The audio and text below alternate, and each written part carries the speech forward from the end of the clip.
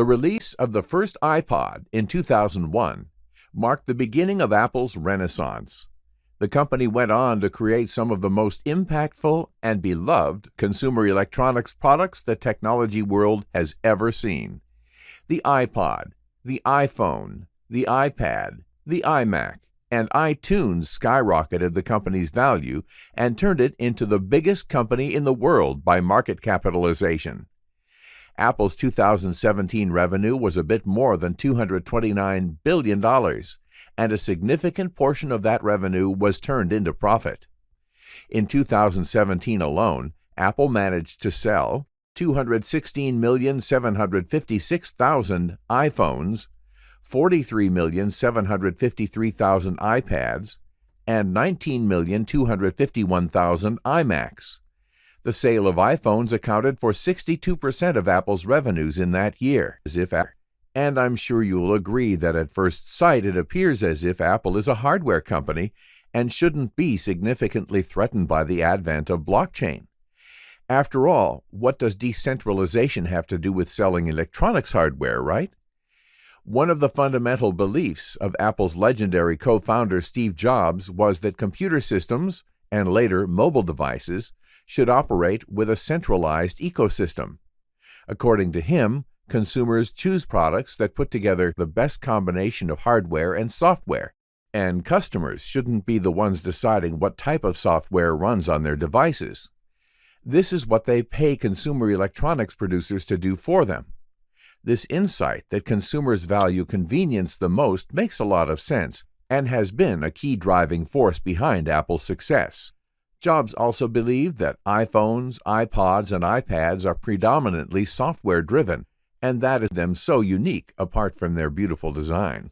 This philosophy, though, runs contrary to the ideas of decentralization currently gaining momentum with blockchain technology.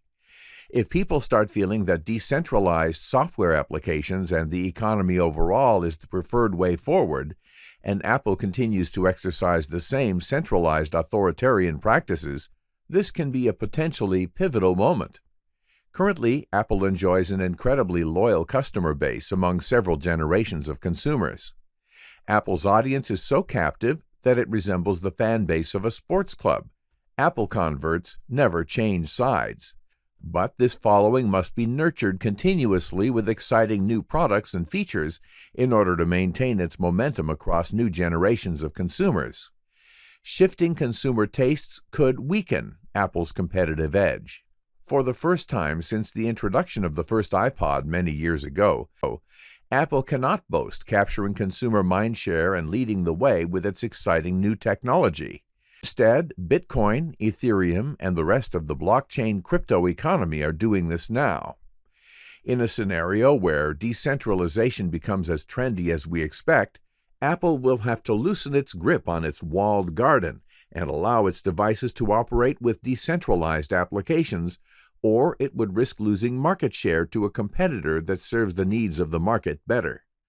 So that's a very interesting development to be monitored, how a decentralized economy would impact Apple's business model, and how would Apple react or adapt to public decentralized applications, cryptocurrency payments, and any type of blockchain-related open-source software. On the positive side, Apple already uses blockchain technology according to a patent it filed to create and store timestamps and protect secure elements such as SIM or microSD cards, storing confidential information on its devices.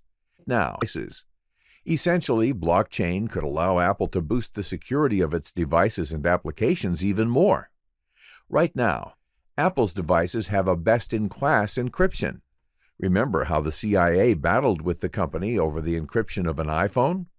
Well, adding blockchain technology into the mix, Apple could be able to raise the bar even higher. Apple could also find opportunities in incorporating blockchain or cryptocurrency solutions in its Apple Pay mobile payments and digital wallet service. Or it can use such solutions to improve the content rights management and value distribution on its iTunes music platform.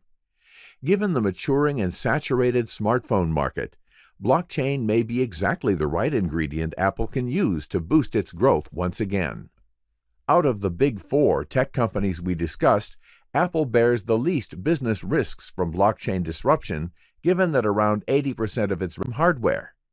And who knows, it may even manage to reinvent itself once again and come up with its next blockbuster product precisely in the blockchain space. Imagine a hypothetical Apple iWallet, a new, high-quality, user-friendly hardware wallet for securely storing crypto assets, competing with the likes of Ledger Nano and Trezor.